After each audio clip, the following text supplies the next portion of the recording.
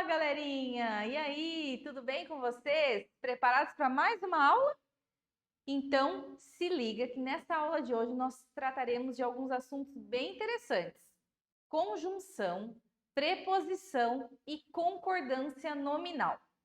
A nossa primeira questão, ela vai tratar sobre esse texto aí, mas não sei se você já nos assiste há algum tempo, eu vou só explicar uma coisa rapidinha aqui. Nós vamos sempre começar pela leitura do enunciado, porque aí, quando nós tivermos que fazer a leitura do texto, a gente já vai focado naquilo que nós precisamos, ok? Combinado? Então, vamos lá para o nosso primeiro enunciado. O termo sublinhado é uma conjunção que apresenta valor semântico dentro desse contexto de concessão, causa, proporção, finalidade ou tempo, ok? Então, é uma questão tipicamente relacionada ao uso ali de uma conjunção específica que está sendo sublinhada no texto, ok? E qual é essa conjunção? Esse quando, ó, lá daquele primeiro período. Então, a gente, nesse caso, a gente não precisa nem ler o texto todo, tá? Então, quando retirei a faca da mala de roupas, embrulhada em um pedaço de tecido antigo e encardido, com nódoas escuras e um nó no meio, tinha pouco mais de 7 anos. Então, esse quando aí tem que valor semântico, ou seja, que sentido nesse contexto? Concessão, causa, proporção, finalidade ou tempo? Isso é fácil, hein? E aí, vamos à resposta? Se você respondeu a alternativa E, você acertou, certo? Quando que isso aconteceu, né? Quando eu retirei a faca da mala de roupas, embrulhada em um pedaço de tecido antigo, encardido com nós escuras e um nó. Isso é um nó. Um nó no meio. Eu tinha pouco mais de 7 anos. Então, ele está dizendo quando que isso aconteceu, em que período de tempo que isso aconteceu. Então, se você respondeu a letra E, você está certíssimo. Não é de concessão, não é de causa, não é de proporção e nem de finalidade. É de tempo, tá? Uma dica: normalmente nas questões que envolvem ali o sentido de uma conjunção, nós temos conjunções específicas para cada tipo de sentido, tá? Então, por exemplo, concessão, embora, causa, porque, proporção, a proporção que, a medida que, finalidade, a fim de que, certo? E quando, da ideia de tempo. Só existem essas conjunções? Não, nós temos outras, né? Mas a maioria delas ela vai se enquadrar em um único tipo de conjunção. Então, se você sabe que tipo é esse, você acerta com facilidade uma questão como essa. Tem só uma ou outra questão que às vezes a mesma palavra, dependendo do contexto de uso, ela pode ter significados diferentes. Aí, neste caso, você vai ter que entender pelo sentido no contexto, ok? Mas esse aqui é um caso simples aí de conjunção e seu sentido, ok? Vamos para a nossa segunda questão. A segunda questão é dessa tirinha aí da Mafalda. E a pergunta diz assim, ó: a relação que se estabelece com a conjunção mas no primeiro quadrinho denomina-se adversativa, explicativa, conclusiva, aditiva ou alternativa? Então vamos dar uma olhadinha ali no primeiro quadrinho, né? Tome, pensei em ficar com o troco da padaria para comprar bala, mas não consegui. E aí? Que sentido é expresso por meio dessa conjunção? Essa conjunção, normalmente, ela tem um desses sentidos, obviamente, que estão aí. Tem a possibilidade de eu ter outras conjunções, obviamente, tendo esse sentido que está sendo denominado aí por uma dessas alternativas, né? O que você respondeu? Vamos à resposta? Essa também é fácil. Se você estudou as conjunções, você respondeu a letra A, né? Mas, porém, contudo, todavia, entretanto, são conjunções adversativas. O que quer dizer uma conjunção adversativa? Uma ideia contrária à anterior. Qual é a ideia contrária à anterior? Que ela pensou em ficar com o troco da padaria, mas ela acabou não fazendo isso. Então, quando eu começo ali, né, mas não consegui, É uma ideia que vai se opor à primeira ideia, por isso que ela é adversativa, ou seja, de oposição. Essa segunda oração, que começa ali, mas não consegui, ela não vai dar ideia de explicação em relação à primeira, nem de conclusão, nem de adição e nem de alternância, ok? Cuidado para você não confundir o mas com a palavra mais, que aí sim vai dar ideia de acréscimo, ok? Então vamos para a nossa terceira questão, que tem o seguinte enunciado: assinale, dentre as alternativas abaixo, aquela que caracteriza a relação semântica que a conjunção sublinhada estabelece entre as orações conectadas. Então vamos lá. Você já está vendo ali que a parte que está sublinhada é o mesmo assim. Que sentido esse mesmo assim vai trazer para a ideia do texto? Percebam que ela está iniciando ali um período. Então, eu preciso ler o que veio antes, né? Para entender ali no contexto, quando eu fizer a leitura dessa parte, com o sentido que ela tem, se é de consequência. Então, esse mesmo assim, a figura do herói aparece nas mais diversas sociedades e eras, da ideia de consequência em relação ao anterior, de oposição, de igualdade, de finalidade ou de comparação. Então, vamos à leitura? Então, a leitura diz o seguinte: o conceito de herói está profundamente ligado à cultura que o criou e a quando foi criado, o que significa que ele varia muito de lugar para lugar e de época para época. Mesmo assim, a figura do herói aparece nas mais diversas sociedades e eras, sempre atendendo a critérios morais e desejos em comum de determinado povo. E aí, o que esse mesmo assim, qual é o sentido que é estabelecido pelo uso dessa conjunção? Na verdade, é uma locução conjuntiva ali, né? Ideia de consequência, oposição, igualdade, finalidade ou de comparação. Vamos à resposta? Vamos ver se você acertou? Se você colocou de oposição, está corretíssimo, tá? Olha lá, vamos entender o porquê que é uma oposição. O conceito de herói está profundamente ligado à cultura que o criou e a quando foi criado, o que significa que ele varia muito de lugar para lugar e de época para época. Mesmo assim, a figura do herói aparece nas mais diversas sociedades. Então, mesmo que, né, isso aconteça daquela forma, ligado à cultura, relacionado a de época em época, de lugar para lugar, a figura do herói aparece nas mais diversas sociedades. Então, vai se opor à ideia do primeiro período ali, ok? Então, por isso que é de oposição. Esse mesmo assim, a figura do herói não seria uma consequência do que veio na primeira parte ali, nem de igualdade, muito menos de igualdade, né? Finalidade, então, a figura do herói seria a finalidade do que aconteceu no primeiro período? Também não. E muito menos de comparação, certo? Então, aqui talvez você ficasse um pouquinho em dúvida, seria a consequência. Mas aqui você não tem o resultado de alguma coisa. Consequência sempre vai dar ideia de resultado, né? Aqui a gente tem uma ideia que vai se opor, ok? Então, vamos à nossa quarta questão de hoje, que vai estar relacionada a essa manchete e a essa lead que foi veiculada aí numa revista, ok? E aí o enunciado diz o seguinte: em relação à manchete e à lead da reportagem acima, né, porque se fosse em lugares normais estaria acima, analise a validade das afirmações a seguir. Então, primeira afirmação: o pronome relativo que, na manchete, retoma o vocábulo smartphones. Será? Então, Brasil tem mais smartphones que pessoas. Então, será que esse que está retomando smartphones? 2.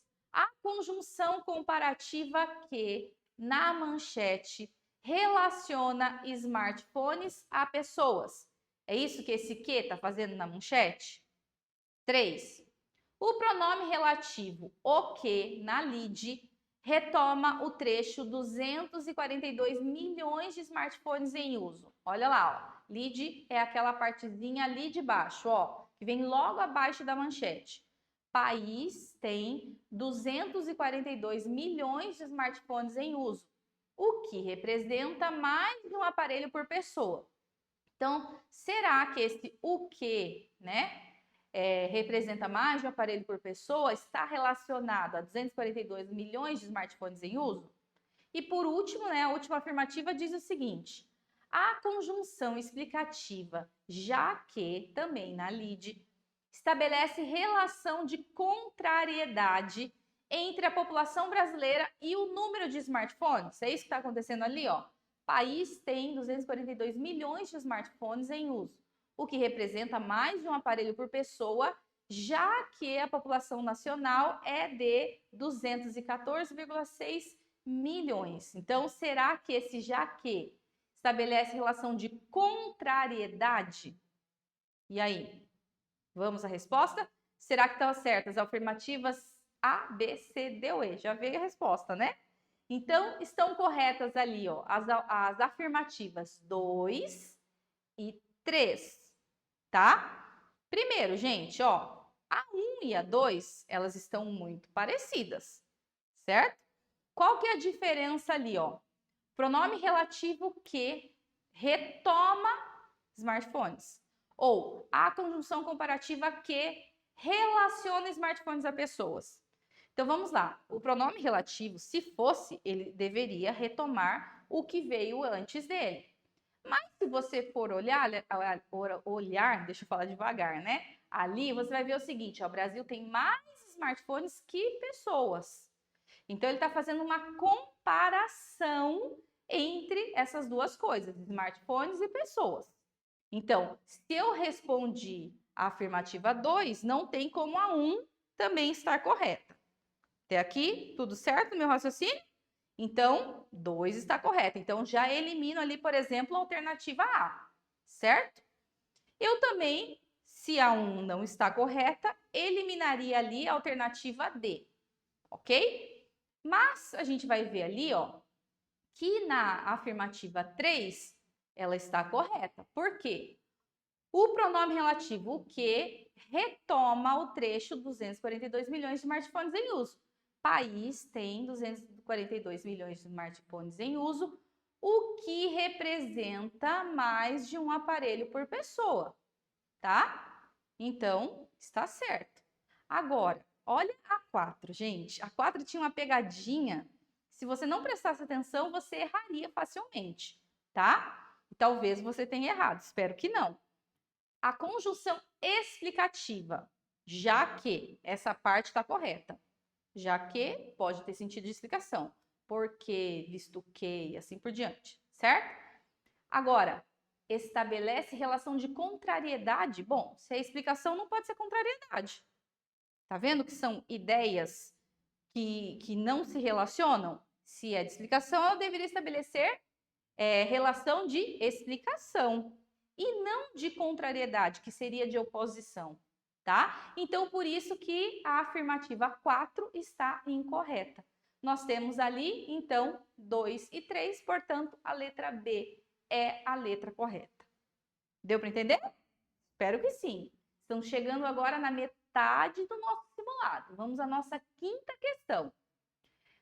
A quinta questão, vou pedir para mais um pouquinho. Ó. Vamos ler aí primeiro o enunciado, depois a gente volta para o texto, tá?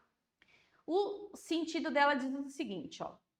Sobre os recursos linguísticos semânticos destacados no primeiro parágrafo do texto, considere as afirmativas a seguir, tá? E aí a gente tem lá, somente a afirmativa 1 e 2 são corretas, 1 e 4 são corretas, 3 e 4 são corretas e assim por diante, né?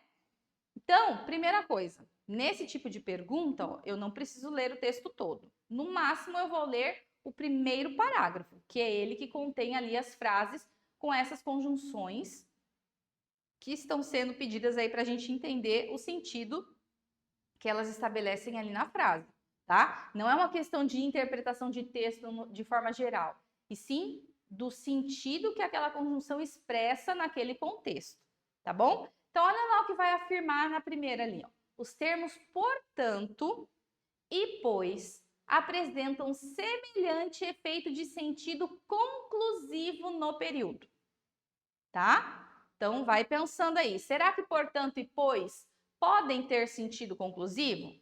Se podem, é isso que acontece lá no texto? Vamos ver? Volta lá no nosso primeiro parágrafo. Aí, ó. A obesidade é um problema sério, cada vez mais presente na população brasileira e merece, portanto, toda a nossa atenção. Então, esse portanto tem ideia de conclusão? Nesse período? Vamos lá à nossa próxima questão. Ninguém sabe ao certo o que leva a uma alimentação desregrada, embora não faltem estigmas. Muita gente pensa que o obeso é necessariamente alguém indisciplinado, exagerado e preguiçoso, pois não se exercita. Esse pois aí, ele também é conclusivo? E aí? Tá lembrado desse conteúdo? Vamos lá de novo para o enunciado. Afirmativa 2, né? Nas duas ocorrências do termo e, o sentido utilizado é o de adição de informações. Então, volta lá para o nosso primeiro ali. Então, vamos ali, ó. Tá na segunda linha e depois o outro e. Cadê ele, gente? Será que eu esqueci de sublinhar? Ali, ó. Adultos e fizeram importantes. Então, vamos lá. A obesidade é um problema sério, cada vez mais presente na população brasileira e merece, portanto, toda a nossa atenção. E merece nossa atenção. Então, esse e é aditivo? Vamos ver o outro e que aparece ali, ó. Na Universidade de Kobe, no Japão, pesquisadores da Escola de Medicina analisaram os hábitos de cerca de 20 mil adultos e fizeram importantes descobertas. Esse e aí também tem ideia de adição? Talvez sim, talvez não vou falar nada, deixar você pensar. Voltamos ali para a nossa terceira afirmativa. O que diz ali a nossa terceira afirmativa? O uso do termo embora revela uma noção de sentido próxima à expressa pela conjunção porém. Então, pensa lá, você estudou. Qual é o sentido que o embora tem? O porém também tem o mesmo sentido assim, próximo, não o mesmo sentido, mas próximos, tá? Ó, essa afirmativa 3, só pelo conhecimento dos sentidos ali, das conjunções, você já conseguiria resolver, tá? E a última, a conjunção porém, denota um posicionamento contrário ao que foi expresso anteriormente. Essa também, ó. Se você sabe o sentido das conjunções, você consegue responder a 3 e a 4 só pelo que está aqui, mas é claro, você vai confirmar isso na leitura do texto. Vamos à resposta? O que você respondeu? Se você respondeu somente as afirmativas, ó, 2, 3 e 4 são corretas, você acertou, tá? Vamos, então, entender por que a primeira está errada, né? Ó, os termos portanto e pois apresentam um semelhante efeito de sentido conclusivo. O pois, gente, ele até pode ter sentido conclusivo, mas ele só vai ter sentido conclusivo quando ele vier depois de um verbo. E não é o que está acontecendo ali, ó. Vamos voltar lá para o nosso primeiro parágrafo lá do texto. A obesidade é um problema sério, cada vez mais presente na população brasileira e merece, portanto, toda a nossa atenção. Cadê o pois ali? Ali, ó. Embora não faltem estigmas, muita gente pensa que o obeso é necessariamente alguém indisciplinado, exagerado e preguiçoso, pois não se exercita. Tá vendo que esse pois ele apareceu antes do verbo ali, ó, daquela oração, que é não se exercita, na verdade, o verbo, né? Então ele tem sentido explicativo esse pois, tá? Se tivesse assim, não se exercita, pois alguma coisa, aí seria conclusivo, ok? Então, não tem como o portanto e esse pois terem sentido conclusivo aí. Então, por isso que está errada a primeira afirmativa, tá? Agora, ó, o embora e o porém, ambos eles vão dar a ideia de oposição, mas o embora é uma conjunção concessiva, que tem um sentido muito próximo da ideia de oposição do porém, que é adversativo, certo? E vamos lá de novo ao nosso enunciado com a resposta ali. Então, eu já respondi a 3, a gente já viu que a 2, as duas têm sentido de adição, porque elas adicionam ideias ali às orações de uma à outra. E na 4 também estaria correto, porque diz ali, ó, a conjunção porém denota um posicionamento contrário. Sim, o porém vai sempre ter ideia de oposição, sentido contrário, tá bom? Então, realmente, a afirmativa 2, 3 e 4 são as corretas, beleza? Vamos à nossa sexta questão, que diz o seguinte, agora é uma questão de preposição, ó. A preposição por, em negrito, pode ser substituída sem alteração de sentido por qual daquelas outras ali, ó. Então, os primeiros viajantes europeus que aqui aportaram no século XVI, por desconhecerem a organização social dos indígenas, diziam que eles não tinham nem fé, nem lei, nem rei. Então, se eu trocar esse por a despeito de, ou não obstante, ou depois de, ou a fim de, ou em virtude de, qual é a que vai trazer o mesmo sentido daquele por? Essa também tá fácil, aqui tá trabalhando os sentidos expressos pelas preposições ou pelas locuções prepositivas, certo? Então vamos lá? Qual é a resposta dessa questão? Espero que você tenha colocado a alternativa E, né?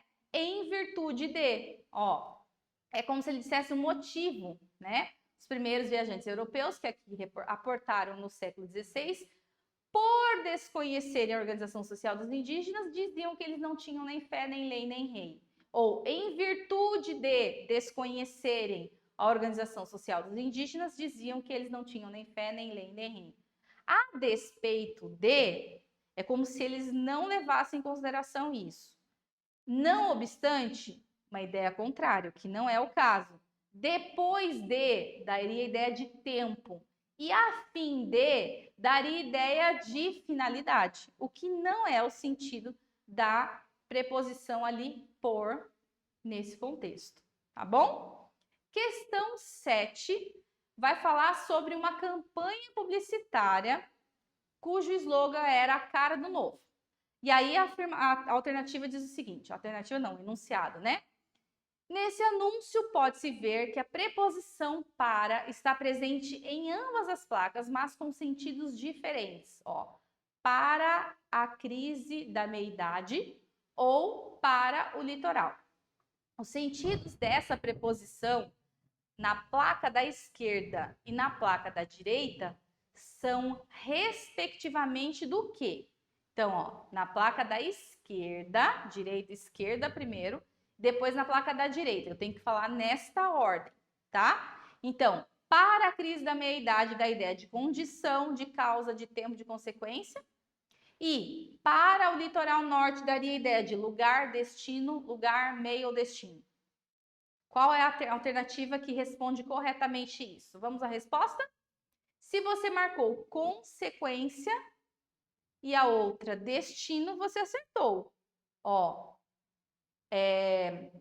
para a crise da meia-idade, é uma consequência de você, de repente, ir para aquele outro lado. Para o litoral norte, ele vai indicar para onde você está indo, né? Então, gente, a única que talvez você ficasse em dúvida seria a B e a E, por causa da palavra destino, que a parte mais fácil de você identificar ali é a segunda placa, ó, para o litoral norte. Obviamente, vai dar a ideia de destino, para onde ele vai, certo? Mas o para a crise da meia-idade não dá a ideia de causa, e sim dá a ideia de consequência, desculpa. Tá? E muito menos, como na alternativa A, de condição. Não é uma condição para alguma coisa acontecer, é uma consequência, tá bom? Se você quiser um carro, né, com uma cara de novo, ok? Então, essa é a resposta. Vamos à nossa oitava questão, que também tem uma tirinha da Mafalda, cujo enunciado diz o seguinte: na tirinha, a preposição com em um patrão faz assim com o indicador. Assume valor semântico de. E aí, que sentido tem esse com? Vamos ver o contexto ali da tira. É incrível a importância do dedo indicador. Um patrão faz assim com o indicador e 3.000 operários vão para a rua. Ah, esse deve ser o tal indicador de desemprego que tanto se fala. E aí, qual é o sentido que essa preposição com, ó?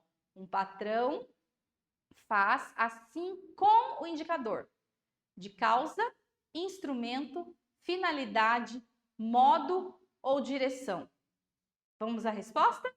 Se você respondeu a alternativa instrumento, você acertou, né? É o instrumento que ele está utilizando ali para mostrar alguma coisa. Não é a causa, muito menos a finalidade, né? O fim, o objetivo que ele teria, nem modo, como aquilo seria feito, e nem em relação à direção, né?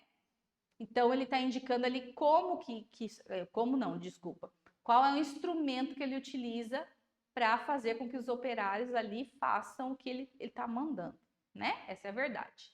Questão 9, o enunciado diz o seguinte: assinale a alternativa correta quanto à concordância verbal e nominal. Então, agora a gente chegou a um outro conteúdo. Concordância verbal, o verbo normalmente vai combinar com o sujeito. Concordância nominal, o adjetivo, ele combina com o substantivo. E aí a gente tem aquele monte de casos especiais lá que a gente estuda, certo? E aí, qual a alternativa correta? Segue anexos nos envelopes às solicitações. A reunião foi marcada para 12:30. Não é necessária a distribuição de panfletos. As regras estão disponíveis para conhecimento de todos ou fazem anos que ele estuda? O que você respondeu? Vamos lá? Se você estudou bem esse conteúdo, tá bem fácil essa questão. Não é necessária a distribuição de panfletos. Toda vez que você utilizar essa expressão, é bom, é necessário, é preciso. Se você tiver ali uma palavra determinante junto com o substantivo, qual que é o substantivo ali? Distribuição. Qual é a palavra determinante? O artigo a, tá? Então, essa expressão ela precisa estar no feminino. É necessária a distribuição, certo? Essa é a regra. Então, por isso que ela está certa. Por que as demais estão erradas? Ó, primeiro, segue anexos nos envelopes às solicitações. O que está nos envelopes lá? As solicitações. Então, anexas. E a concordância verbal também está errada, né? Porque deveria seguem anexas nos envelopes às solicitações. Coloca isso na ordem toda contrária ali, ó. As solicitações seguem anexas nos envelopes, tá? Então, tá, concordância verbal errada, concordância nominal errada aí. Letra B, a reunião foi marcada para 12:30. 12:30, porque se refere à palavra hora. Então, essa palavra meia é um adjetivo que precisa combinar com o substantivo hora, que é feminino e está no singular. Então, errado. D, as regras estão disponíveis. Não, né, gente? Regras disponíveis. Então, o adjetivo disponível tem que combinar com a palavra regras, ok? E fazem anos que ele estuda? Não, um erro de concordância verbal. O verbo fazer, no sentido de tempo, ele só pode ser usado na terceira pessoa do singular. Opa! Só para vocês verem que a gente está fazendo isso ó, ao vivo, tá? Então, está errado. Faz anos que ele estuda, tá bom? Porque a gente tem aí uma oração sem sujeito. Então, o verbo tem que ficar na terceira pessoa do singular, ok? Então, vamos à nossa última questão de hoje, cujo enunciado diz assim, ó. Assinale a opção na qual a concordância nominal dos termos sublinhados está correta. Então, de novo, tem que se lembrar dos casos especiais aí que vocês estão estudando de concordância nominal. Há bastante pessoas insatisfeitas com o que ganham? Tá correto isso daí? Ana estava meia aborrecida com o resultado do jogo? Devemos deixar claro que nós não estamos só. Seguem anexo as cópias dos documentos solicitados? Ou elas mesmas fazem a recepção dos convidados? E aí? Vamos à resposta? Essa dá para ser direta e reta, né? A alternativa E é a certa. Elas mesmas fazem a recepção dos convidados. Agora, por que a A está errada? Gente, a palavra bastante, quando ela é um adjetivo, ela precisa combinar com o substantivo que ela se refere. E qual é o substantivo que ela está se referindo ali? Ó? Pessoas. Então, bastantes pessoas. Pode soar estranho, porque a gente não está acostumado a usar essa palavra no plural. Mas se ela for um adjetivo, ela precisa combinar com o substantivo, que nesse caso é pessoas. Então, errado. B. Ana estava meia aborrecida. Ó, perceba que a palavra meia, ela está caracterizando ali ou não? A palavra aborrecida. Aborrecida, que tipo de palavra? Ah, é um adjetivo. Em português, existe adjetivo que vai falar do próprio adjetivo? Não, isso não existe. Então, porque a palavra meia ali é um advérbio, é uma circunstância, tá? Relacionada ao adjetivo aborrecida. Então, se essa palavra é um advérbio, ela é invariável, tá? Então, meio aborrecida deveria estar escrito. C. Devemos deixar claro que nós não estamos sós, tá? De sozinhos. E a letra D, seguem anexas às cópias dos documentos solicitados. Então, a palavra anexo ela vai sempre combinar com o substantivo ao qual ela se refere. As cópias, nesse caso, anexas. Ok? Então, ficamos por aqui nessa aula de hoje. Bom estudo para todos e até mais!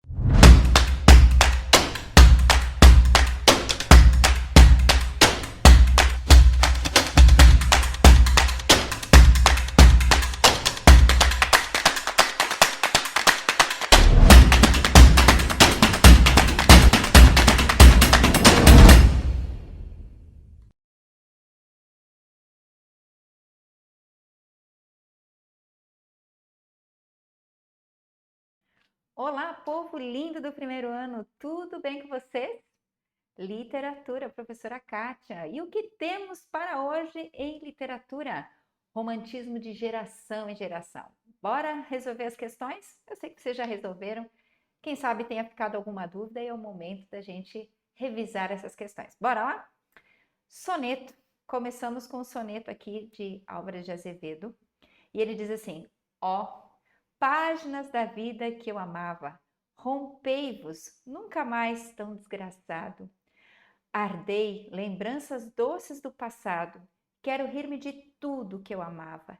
E que doido que eu já fui, como eu pensava, em mãe, amor de irmã, em sossegado, adormecer na vida acalentado, pelos lábios que eu tímido beijava. Embora é meu destino em treva densa, dentro do peito a existência finda, presinto a morte, na fatal doença, a mim solidão da noite infinda. Posso dormir, o trovador sem crença. Perdoa minha mãe, eu te amo ainda. Bem, essa poesia de Álvares de Azevedo vem trazendo algumas ideias, né? Nós temos que lembrar quem foi Álvares de Azevedo, temos que lembrar qual é a geração que ele fala. E a pergunta diz assim, ó, a produção de Álvares de Azevedo situa-se na década de 1850, período conhecido como literatura brasileira como ultrarromantismo. Nesse poema, a força expressiva da exacerbação romântica, ela identifica-se como. Então, bora voltar no poema para a gente identificar algumas coisas. Veja aí, ó. Ele começa dizendo: páginas da vida que eu amava, rompei-vos. Imagina você com uma folha de papel, você rasga no meio, é como se a vida dele fosse aquela folha de papel e ele tivesse rompido com aquela vida que ele tem aqui, né? E ele vai trazendo uma descrição meio fúnebre, né? Meio assim, não fúnebre, mas meio tensa, porque ele diz assim, ó, em treva densa, dentro do peito existência finda, presinto a morte. É tenso, né? E ele diz noite infinda, ele explora elementos escuros, né? Elementos pesados. E ele termina dizendo assim, ó, perdoa minha mãe, eu te amo ainda. Parece que ele está se despedindo dessa mãe, né?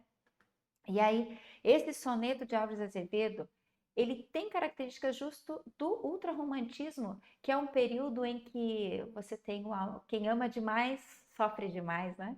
E os autores românticos, ultrarromânticos dessa segunda geração, eles trazem essa visão da morte, eles trazem assuntos relacionados à noite, e é tudo um reflexo do momento em que eles estão vivendo, amar demais, sofrer demais.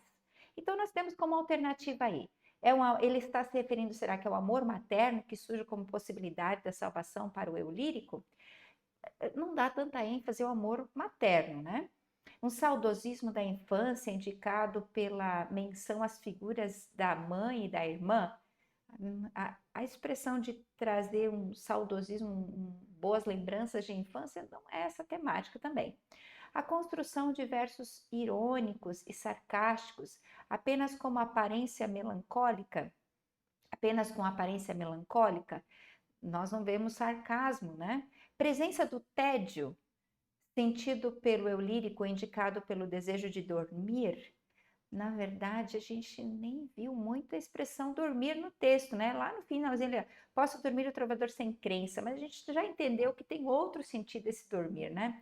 Fixação do eu lírico pela ideia da morte, o que leva a sentir o tormento constante, é o que leva a sentir um tormento constante. Então a gente já percebeu que pelas características e descrições desse soneto, nós temos a última alternativa como a correta. Então, alternativa A, se você acertou, parabéns para você. Vamos para a próxima? Essa aqui eu preciso ajudar vocês. Eu não consigo nem declamar essa poesia sem estar fazendo um sonzinho à parte aí. Bora, se você já teve uma aula de literatura, você vai lembrar disso. Se você assistiu as aulas que nós gravamos também, você vai lembrar disso. Meu canto de morte, guerreiros, ouvi. Sou filho das selvas, nas selvas cresci. Guerreiros crescendo da tribo Tupi. Lembra o quê? Lembra um cântico, né? Esse cântico de morte, selvagens, guerreiros. Lembra muito uma visão indianista, né? Nós temos aí a descrição de guerreiros, de selva, tupi. E aí vem pedindo, os versos acima podem ser atribuídos a uma tendência, a um escritor fundamentais para a consolidação do romantismo no Brasil. Qual é essa tendência e qual é esse autor? Bom, ali já dei também um spoiler, né?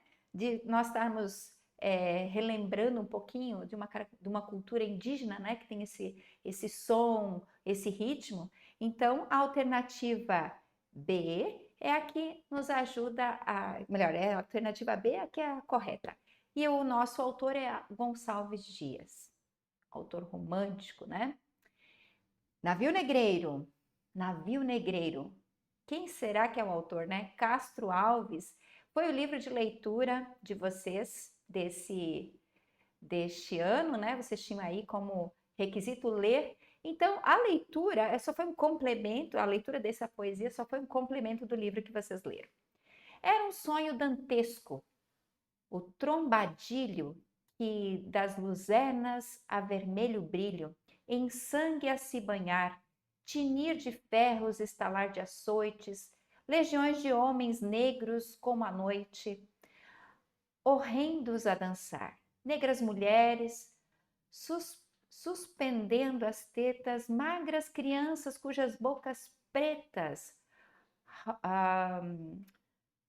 rega o sangue das mães. E assim ele continua toda a poesia e lá no final ele termina retomando o que viu lá no começo. Ele diz assim: qual num sonho dantesco as sombras voam, gritos, ais, maldições, preces ressoam e ri-se Satanás. Bom, vem pedindo pra gente, melhor, vamos dar uma analisada aqui primeiro, né? Bom, vamos lembrar, o que seria dantesco? A gente tem que lembrar de Dante Alighieri, né? E que traz a sua obra, e nessa obra dele ele destaca o que seria o paraíso, o que seria o inferno e o que seria o purgatório, né? E cada um desses momentos ele faz ele traz uma visão para que o homem caia em si, né? Quem é ele? E a texto ele vem pedindo para que nós analisemos qual a opção que apresenta corretamente o período ou estilo de literatura brasileira em que se enquadra o poema O Navio Negreiro de Castro Alves. Bom, a gente sabe de uma coisa, né? A gente poderia não saber muita coisa, mas Castro Alves a gente sabe que é romântico. Então, a gente tem, deixa eu ver aqui, três, na verdade, que, não, todas elas, tirando a primeira, a segunda e a última, as três do meio poderia você dizer assim, pode ser qualquer uma dessas, né? Mas você tem ali, ó, a letra B é indianismo romântico. Se fosse indianista, a gente tinha que esperar ter indígenas, né? Não negros. Então, essa aqui a gente já pode descartar. A segunda, poesia condoreira. A poesia condoreira é da terceira geração romântica e é o período mais equilibrado, onde os autores desse momento, eles trabalham de uma forma mais engajada com aspectos relacionados à realidade social das pessoas, né? Então, vamos lá, primeiro momento do romantismo, nós temos aquele amor assim, né, de inauguração. Então, tudo é válido, né? Dentro do amor idealizado. O segundo momento, aquele amor onde você tem uma exacerbação do amor, então aquele amor demais. E aí vem o último momento, onde é um momento mais equilibrado. E, então, a terceira alternativa, que é o romantismo condoreiro, a gente percebe que se encaixa. E a poesia ultrarromântica, já vimos que não caberia por esse exacerbamento do amor. Então, a alternativa que se encaixa é a alternativa C. Vamos para o outro texto de Álvares de Azevedo também.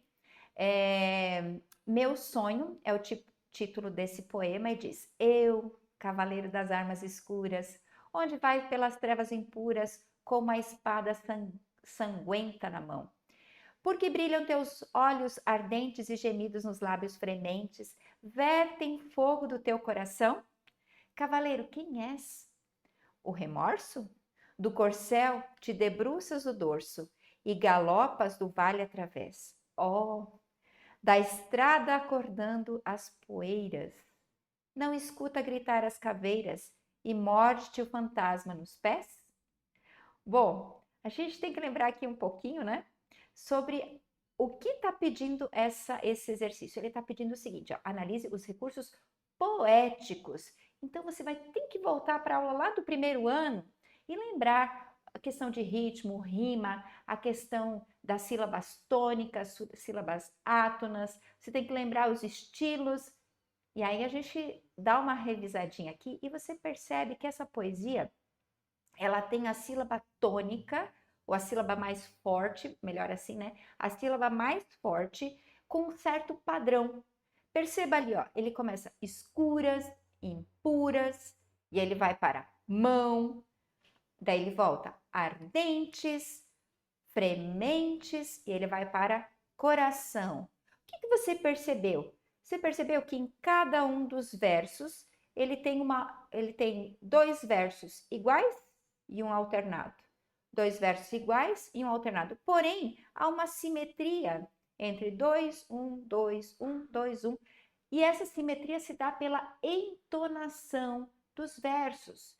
Se você perceber, as duas primeiras, elas são átonas, ou seja, a sílaba mais forte da poesia não é a última, é a penúltima. Então, ela se torna átona. Escuras. A última sílaba ficou mortinha ali, ficou para o fim, né? E quando chega em mão, você tem a sílaba tônica. Então, você tem duas átonas e uma tônica. E é justamente essa alternativa que nós temos na letra A. Os versos do poema mantêm o mesmo esquema rítmico, do começo até o fim, marcando uma alternância entre duas átonas e uma tônica. Sobre Gonçalves Dias. Quem foi Gonçalves Dias, né? A gente tem que lembrar de duas coisas de Gonçalves Dias. A gente tem prosa dele e tem poesia. Porém, ele se destaca na poesia, nos versos, ok? E a segunda característica de Gonçalves Dias é que ele foi um nacionalista romântico. Então, se você lembrar dessas duas características de Gonçalves Dias, você automaticamente você já viu que a primeira não dá, porque a primeira já diz que não tem nenhuma identidade brasileira, né, nacionalista. Agora, se você for para a segunda, diz ali, ó, foi escrito em versos, a maior parte da produção dele é em versos, e ele tem uma identidade nacional brasileira. Então, a alternativa B é a que melhor se encaixa. Ficamos hoje por aqui com o Chave do Enem. Eu espero que você tenha aproveitado esse momento. Nos vemos na próxima!